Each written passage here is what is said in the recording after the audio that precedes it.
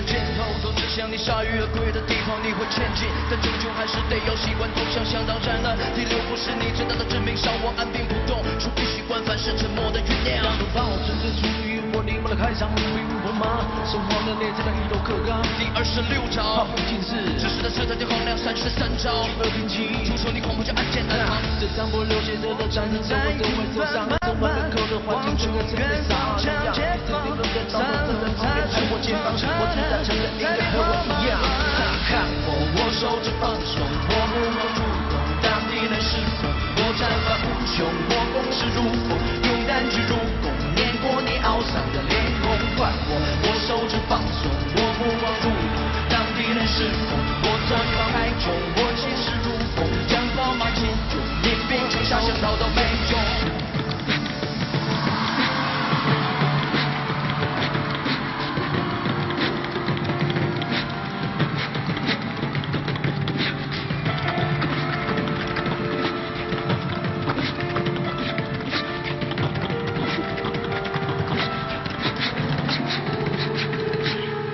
对着潮汐推敲什么是引擎制动，森林间迷雾能不能当场研发的内容，圆圈躯体的轨迹跟领主不真相同，风林火山是不是用兵之重，到最后必然是我运筹帷幄，你最后放弃抵抗，我仰望着夕阳，你低头黯然离场，因我所胜败是兵家之长，你不用放在心上，事业为我们是一标最狂热。看我手指放松，我目光注拢，当敌人失控，我战法无穷，我攻势如风，用胆去入宫，碾过你懊丧的脸孔。换